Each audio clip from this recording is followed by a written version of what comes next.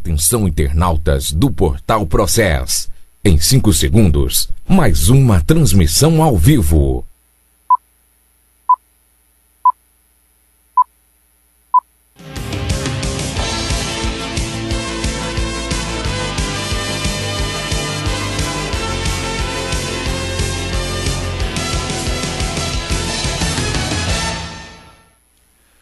Muito boa tarde para você que nos acompanha mais uma vez aqui no Hora 1 com Hora 1 no Esporte. Hoje é segunda-feira, dia 23 de maio de 2016, estamos entrando em semana. Nós temos o feriado de Corpus Christi, né? Temos aí o feriado no dia 20 e... Deixa eu confirmar aqui, 26, né? 26, aí, lógico pra mim, né? O Tadeu até falou semana passada, achou ruim que eu tenho ponte aqui, não vou trabalhar sexta-feira. Eu vou fazer o programa, viu, gente? Sexta-feira eu volto com o programa aqui sim, embora eu não vá trabalhar no meu, vamos dizer assim, na minha ocupação oficial.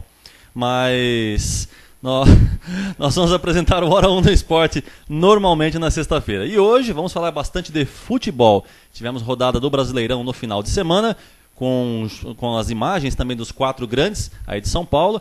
Mas começaremos falando hoje sobre Taça Quito Pereira e Amadorzão. E para isso estou aqui com o Cidinho da Secretaria Municipal de Esportes. Lembrando que o Cidinho hoje está como um MIB, está com um homem de preto, totalmente de preto, né? Um representante legítimo aqui da guerra contra os aliens, né? Então...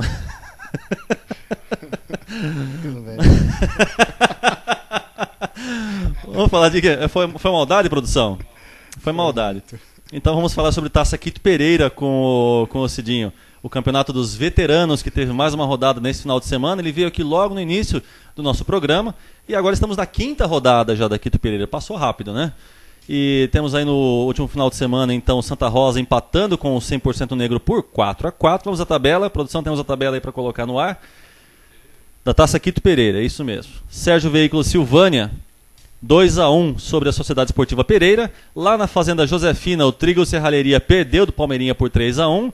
No Juvenal dos Santos da Vila Pereira, o Unidos do Parque Aliança ganhou do IBEC. E aí nós perguntamos o que foi que aconteceu com o IBEC.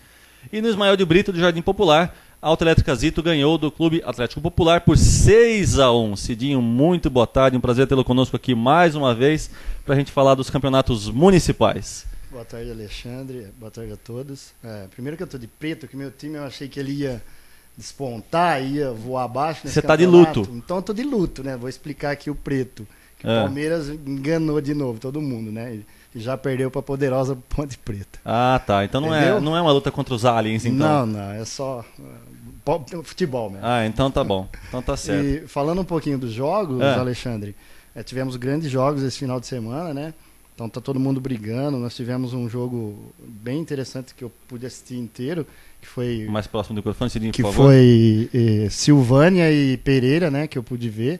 Foi um grande jogo, um jogão mesmo. O Silvânia saiu na frente, certo. A Pereira empatou e no finzinho do jogo o Silvânia fez um gol, fez 2-1, mas a Pereira continuou em cima com um homem a menos e deu trabalho, perdeu o gol, bola na trave, mas no final Imagens do jogo, aí vocês podem ver imagens da partida. No final do jogo, o Silvânia acabou vencendo a Pereira por 2-1, né? E melhorou a condição na tabela. E outro jogo bom também foi esse que a gente está vendo, que é o jogo da IBEC contra o Parque Aliança, né? O Unidos do Parque Aliança, que está sendo, acho que a surpresa do campeonato. É o líder absoluto do campeonato, está na frente de todo mundo. O IBEC, que é o maior ganhador do veterano da Taça Quito Pereira de Matão, teve muita dificuldade e acabou perdendo o jogo por 1-0 contra o Unidos do Parque Aliança. Bom, vocês podem ver as imagens do nosso amigo Sérgio Sabará, que esteve presente no campo lá para poder nos entregar essas imagens e também uma entrevista que vocês vão assistir daqui a pouquinho. E o que aconteceu, será, com o IBEC, hein, Cidinho? Então, o que a gente vai falar eu acho que... Você acha que foi falha do IBEC ou porque o Unidos do Parque Aliança que está muito bom? Eu acho que o Unidos do Parque Aliança, eu vi um jogo na semana passada do Unidos do Parque Aliança, é assim, não tem bola perdida, todo mundo corre e eles jogam por uma bola. Conseguiu, aí é muito difícil de perfurar lá a retranca, de conseguir entrar para empatar o jogo. Mas a IBEC jogou bem, teve chances, pelo que eu fiquei sabendo do jogo, e não conseguiu fazer. E o Parque Aliança segurou até o final e conseguiu mais uma vitória contra um grande aí da Taça Quito Pereira, que é o IBEC. Ou seja, você acha que essa vitória do Unidos do Parque Aliança se dá por conta de um time bem entrosado, bem organizado, que está surpreendendo porque ninguém esperava nada deles? Exatamente, pode ser que eles não tenham tantos talentos individuais como as outras equipes, mas eles têm um conjunto bacana, muita vontade, todo mundo corre, é importante frisar isso.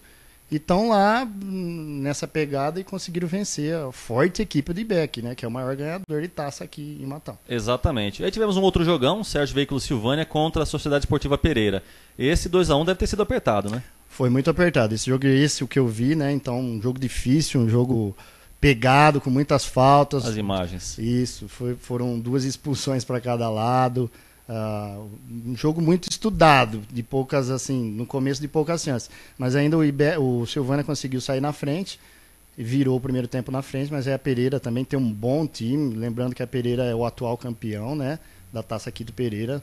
Tem um bom time, eles têm mais ou menos, acho que dá 2 jogadores por posição. Eles contrataram muito esse ano. Mas no final deu o Silvânia ali, que conseguiu no finzinho fazer um gol e saiu vencedor do jogo. Mas foi um grande jogo, são 2 equipes ali, pode dizer, favoritos aí para chegar às semifinais ou até campeão do campeonato. E aí mais uma vez o Popular tomou uma lavada. O Popular é mais uma derrota, né? Lanterninha da tabela. Lanterna do campeonato da Taça Quito Pereiras. Mas o pessoal, a gente tem que entender, o Popular monta mais para participação, é um pessoal que gosta de bater uma bola no final de semana, eles estão ali participando, né? Então as pessoas têm, acho, que dar o parabéns mesmo para a equipe do Popular, que está todo ano participando, faz parte da competição.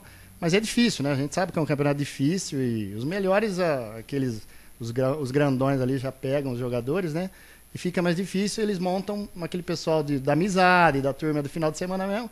E aí é uma participação assim, não tem nenhuma vitória. Mas o importante é a participação deles, a gente parabeniza. Você tocou num ponto importantíssimo, né? Quando a gente fala de competição, é lógico que a expectativa é sempre da vitória, os clubes que vão despontar, aqueles que vão disputar mais. Só que temos que considerar também, ou principalmente, que o importante é a competição, é a participação.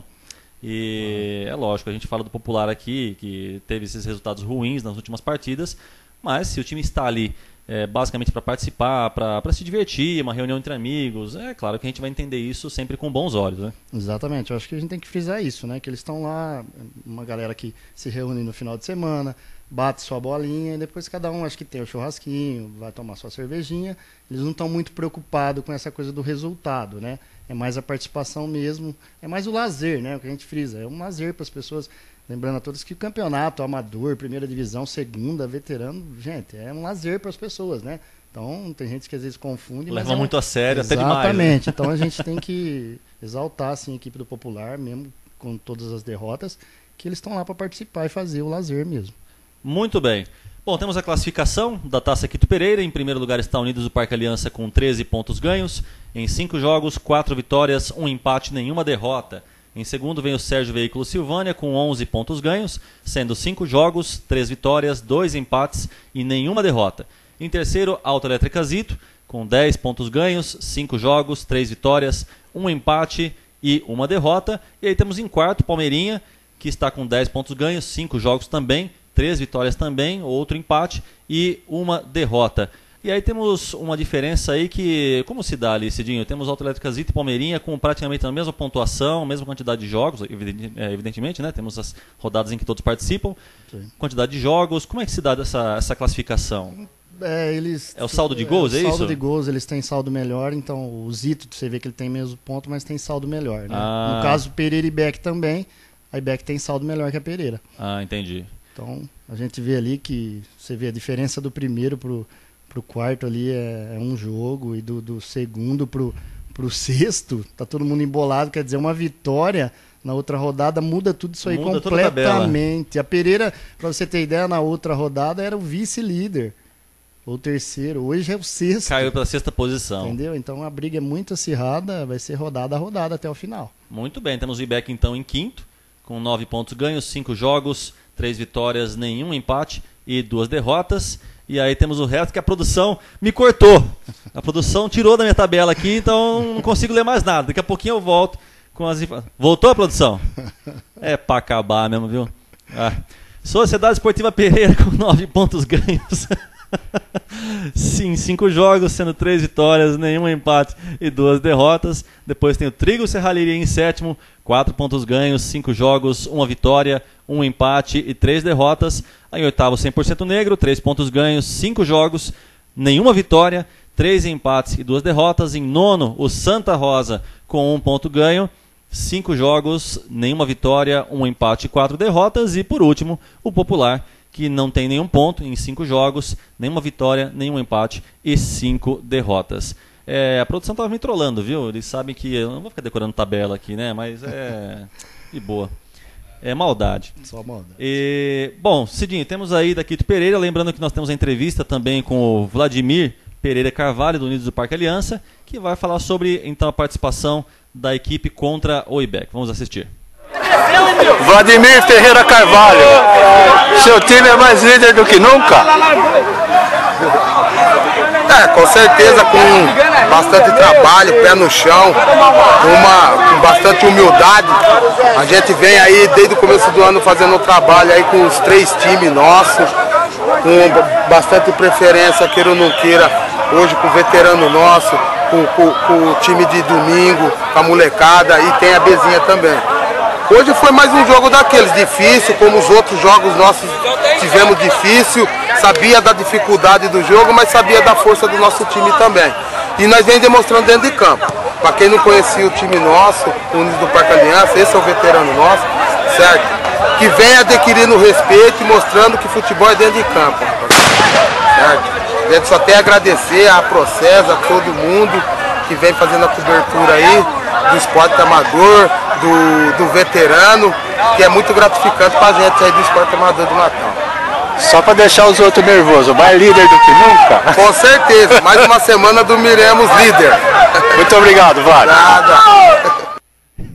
Esse Sabará é um fanfarrão, né?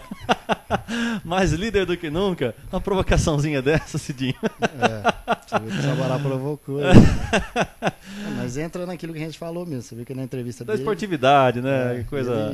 Ele falou que todo mundo corre mesmo, aquilo que a gente falou na entrevista aqui também. Mas o Vladimir foi bem humilde aí, lógico que ele colocou a equipe dele com alguém que está disputando, sem grandes pretensões, mas que está indo bem. E agora pretende manter esse resultado dentro da Quito Pereira para surpreender mesmo os adversários. Esperamos aí, né, que o campeonato continue assim, né, sempre com essa brincadeira, esse jogo de, vamos dizer assim, de companheirismo, né? Tem que ser assim mesmo, o futebol não pode ser diferente. Ele tem que ser bem natural, espontâneo e não tem que levar a violência, nada do que nós sabemos que sempre acontece. Que bom que a Quito Pereira está rolando dessa maneira, que o pessoal está se respeitando e, lógico, sempre levando a esportividade muito mais em conta do que todo o resto. Sobre Amadorzão, Cidinho, nós não teremos nesse final de semana, domingo. Esse final de semana que é o do Corpus Christi, né? Como vai ser o feriado lá prolongado, às vezes as empresas também emendaram, né? O pessoal viaja. Isso, então a gente sempre colocava os jogos, normal, mas aí sempre tinha um que vinha lá, um time ou outro. Olha, 2 jogadores do meu time vai viajar, ou melhor, do meu time vai viajar, é feriado prolongado. Então a gente acabou a gente faz isso no congresso, conversa com eles e não coloca jogo quando tem esses... Emendou, o feriado cai na sexta. Feriados prolongados, que entendeu? A gente chama. E aí a gente não coloca a rodada. Então a gente não tem esse fim de semana nem o veterano, nem o amadorzão da primeira divisão. Então esse fim de semana é tranquilo, é folga pro pessoal. E aí voltando ao normal, acho que é do dia 3 e dia 4 de junho. Já as rodadas, com o amadorzão e a primeira e o veterano.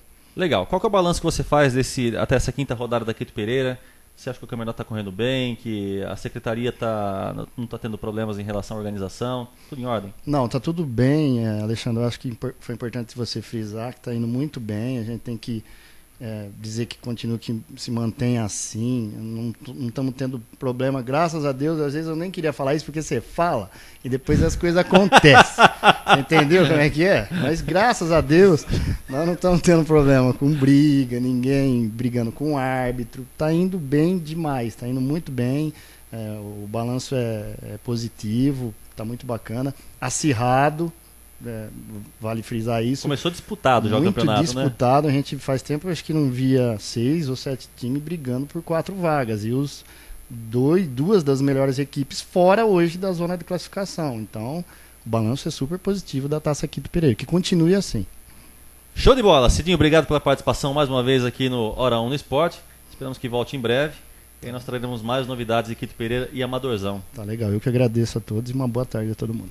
12 horas e 17 minutos, vamos então agora partir para Campeonato Brasileiro.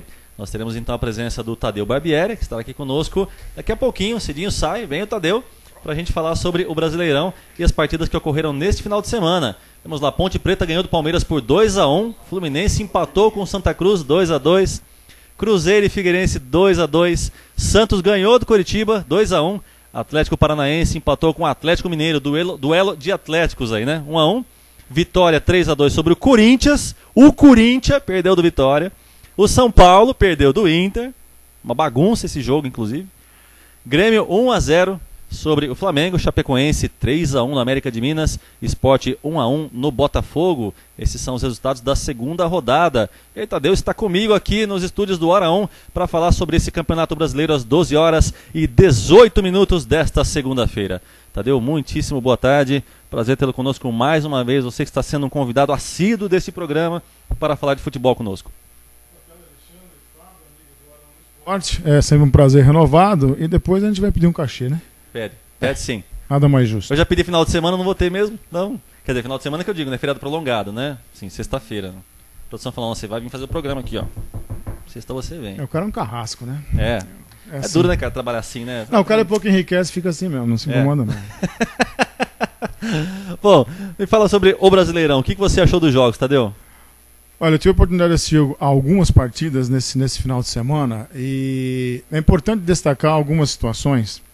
Por exemplo, desde 2004, há 12 anos, é a primeira vez que nós temos 2 rodadas no Campeonato Brasileiro sem ninguém somar 6 pontos. Ou seja, sem ninguém vencer os 2 jogos. E aí é a história do copo meio vazio, meio cheio, depende do seu ponto de vista. Porque, mas isso demonstra o equilíbrio do campeonato. E demonstra a ruindade absoluta. O famoso nivelar por baixo. Que norteia o futebol brasileiro. Infelizmente, essa é a mais pura realidade. O nível brasileiro é baixíssimo hoje, baixíssimo, e faz com que essa situação ocorra. É bom por um aspecto que, mantendo o equilíbrio, mantém a competitividade. Mas, em termos de qualidade dos jogos, é de uma pobreza absurda. Sofrível. Absurda. E sem perspectiva de melhora, né? O que faz com que, repito, certamente teremos um campeonato altamente equilibrado. Vamos ver até quando, até por conta dessas mexidas, janela europeia, janela brasileira, enfim.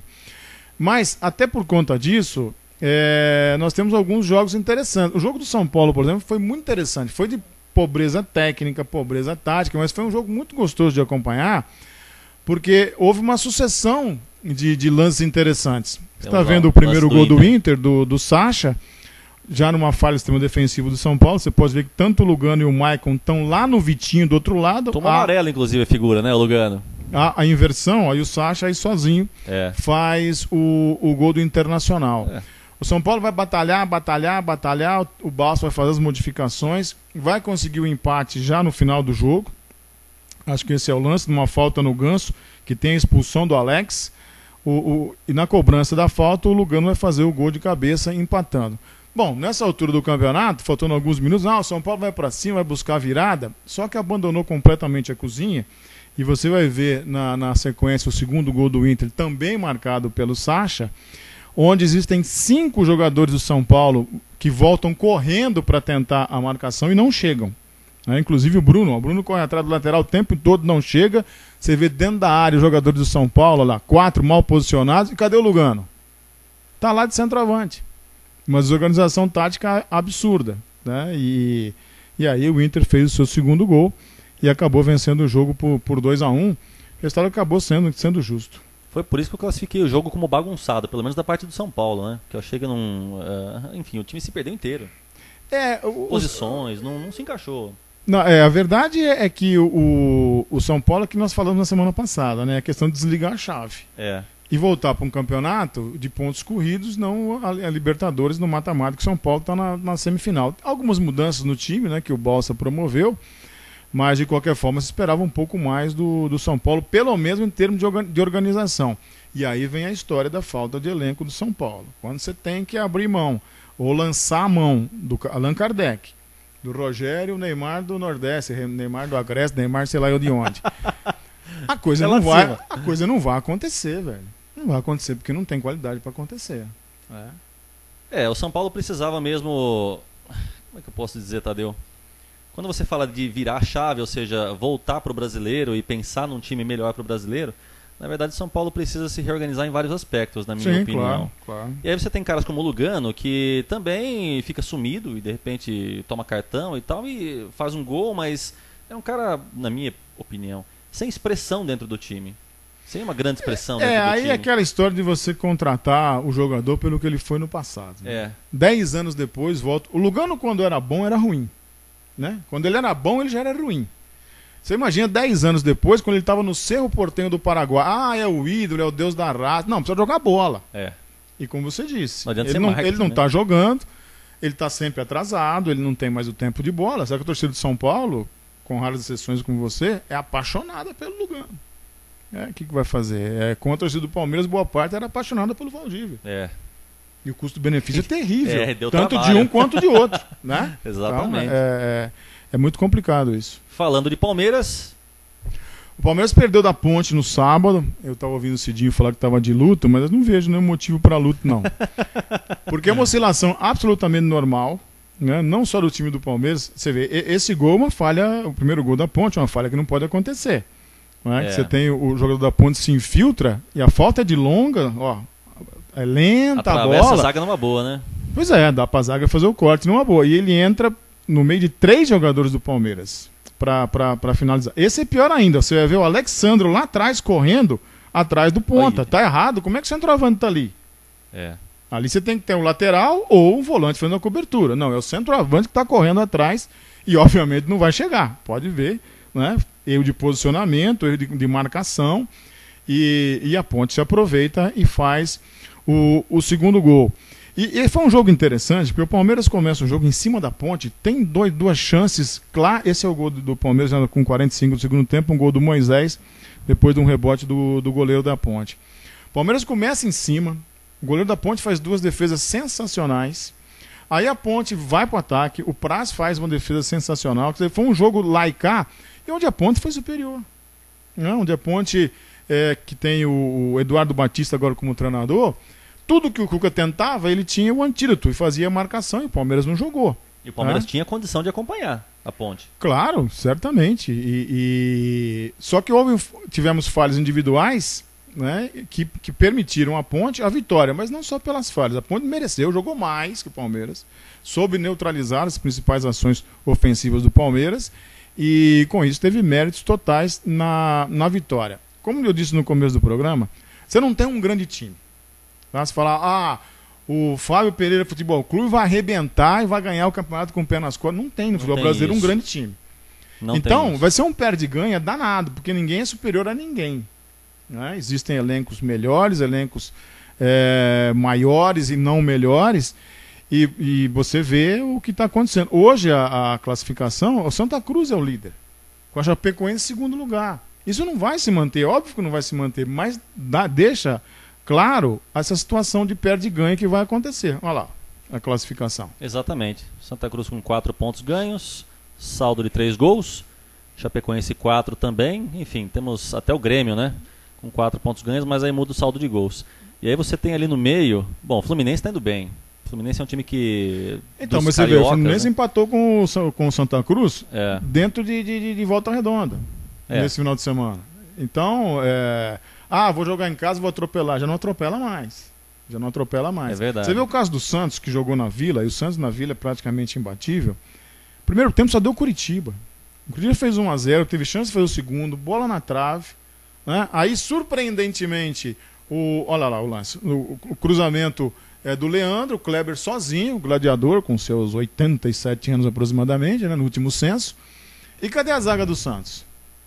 Olha lá, penetra nas costas, não tem cobertura, o lateral não chega, a dupla de zaga perde... E você tinha 7 ali na jogada, olha lá, hein? A dupla perde o atacante de vista.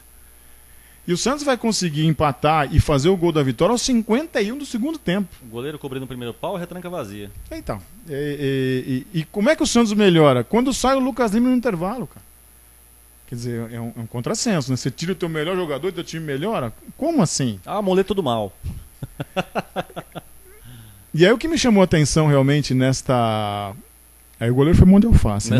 Nessa falta esse foi mão de alface. bem batida e um goleiro muito mão de alface. Esse é o lance, o gol do Renato, ó, com 51 do segundo tempo. É o gol da vitória do Santos. E o Dorival saiu falando cobras e lagartos, né, do time, que foi muito mal. Agora, me chamou a atenção nessa rodada, Alexandre e amigos. E claro que isso não é coincidência, como jogaram mal os jogadores que estão sendo especuladas as suas vendas. Lucas Lima foi péssimo, tanto que foi sacado. O Felipe, zagueiro do Corinthians, foi péssimo no jogo contra o Vitória. Não sei se tem os gols aí, depois você vai ver. Ele sai correndo atrás do cara e não chega. O Elias foi muito mal. Então, jogadores que estão em negociação, ou com a Europa, ou com a China, no caso do Elias, ou quem está indo para a seleção brasileira, que se apresentou hoje, né, ou está se apresentando aos poucos, os caras não jogaram bola. O Gabigol, não aconteceu nada com o Gabriel também. E você acha que isso pode ser algum tipo de especulação, ou até mesmo uma jogada dos caras para que as negociações saiam mais rápido, Tadeu? Eu até acho que não, mas eu acho que eles estão com a cabeça em outro lugar. Né? Eles não estão com a cabeça no Campeonato Brasileiro. Acham que já estão fora, inclusive. Já estão fora. E os caras falam, não sei se eu voto, não sei se... Como o cara pálido, não sei se eu voto? Ou você tem contrato, ou você não tem contrato no time. Então, claramente, são jogadores que estão com a cabeça voltada para os milhões de euros que vão receber, seja na China ou seja na Europa, e que estão um pouco se lixando porque está acontecendo com os times. Pois é. Você vê o jogo do Corinthians, estamos vendo aí os gols. O Corinthians abriu vantagem com o gol do lateral esquerdo. Toma um empate e faz o gol com o lateral direito. Quer dizer, alguma coisa está errada. O que está errado? Não tem qualidade no centroavante, que é o André. E o Corinthians teve a chance de matar o jogo. Sem número de oportunidades foram desperdiçadas pelo Corinthians. Vem o segundo tempo, muda completamente. O Vitória vira, né, tá perdendo 2-1, vira para 3-2.